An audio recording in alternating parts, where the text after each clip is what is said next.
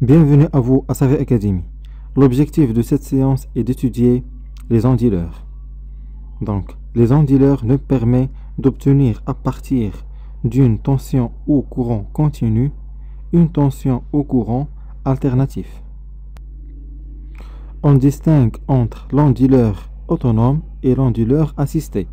L'onduleur autonome impose sa propre fréquence à la charge. Par contre, l'onduleur assisté, la fréquence est imposée par le réseau. Les onduleurs sont utilisés souvent avec les moteurs asynchrones triphasés afin de faire varier leur fréquence de rotation.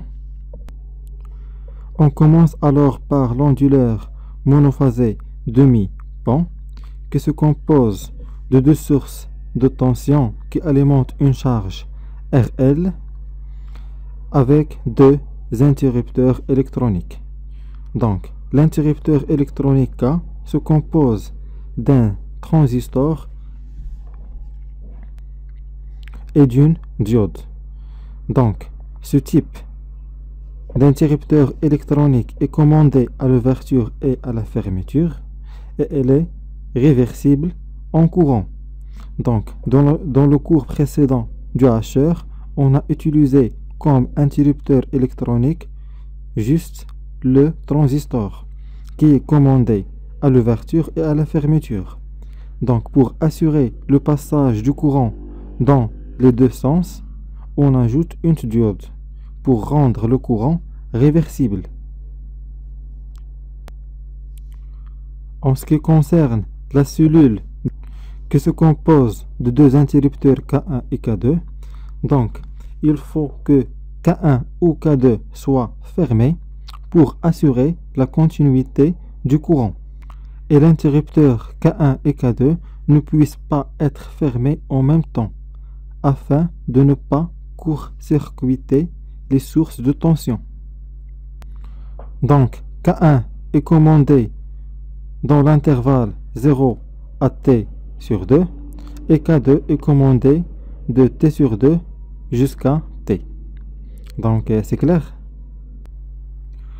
On passe alors aux onduleurs de tension monophasés, et soit le circuit suivant qui se compose de deux sources de tension qui alimentent une charge RL et deux interrupteurs électroniques qui se composent d'un transistor en parallèle avec une diode.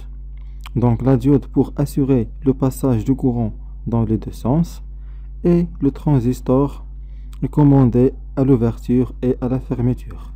Donc on commence notre raisonnement, soit le premier intervalle, c'est-à-dire lorsque T est compris entre 0 et T sur 2. Donc dans cet intervalle, on a dit que l'interrupteur K1 qui est fermé. Donc K1 est fermé, automatiquement K2 est ouvert. Dans ce cas, on applique la loi de Mail, on trouve que E est égal à Vs dans cette Mail. Donc E est égal à Vs. On passe alors au deuxième intervalle, le sous-intervalle, c'est-à-dire T est compris entre 0 et T1.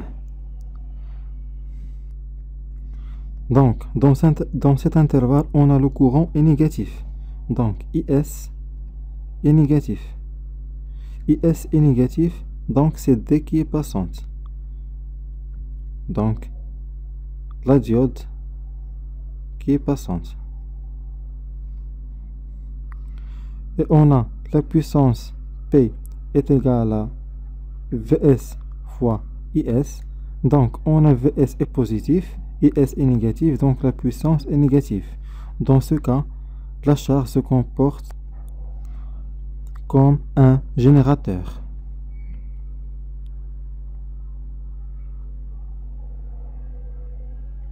Donc, c'est clair. On passe alors au deuxième sous-intervalle. c'est-à-dire lorsque t est compris entre t1 et t sur 2. Donc, lorsque t est compris entre t1 et t sur 2, on a le courant est positif. Donc, IS est positif. IS est positif, donc il va traverser le transistor. Donc, c'est le transistor qui est passant. Donc, T1, ici c'est D1, T1 qui est passant. Et la puissance P est égale à Vs fois IS. IS est positif, Vs est positif. Dans ce cas, la charge se comporte comme un récepteur.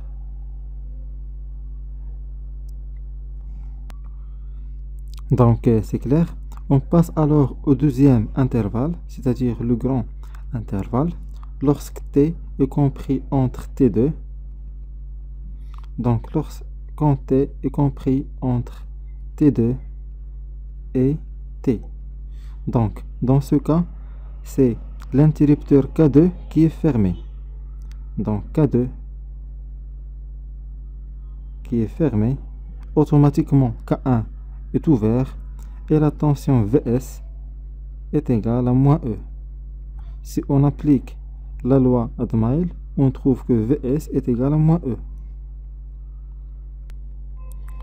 Donc, c'est clair, on procède de la même manière lorsque t est compris entre t sur 2 et t et t2. Donc, dans ce cas, entre t sur 2 et t2, on a le courant est positif. Donc, on a IS est positif. Donc, dans ce cas, IS est positif, donc c'est D2 qui est passante. IS va traverser la diode D2. Donc, D2 qui est passante.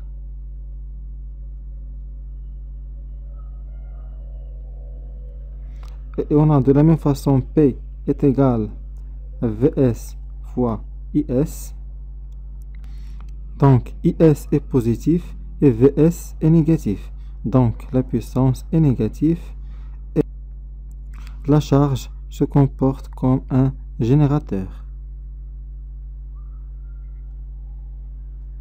Donc, c'est clair. On passe alors à l'autre intervalle, c'est-à-dire lorsque t est compris entre t sur 2 et t.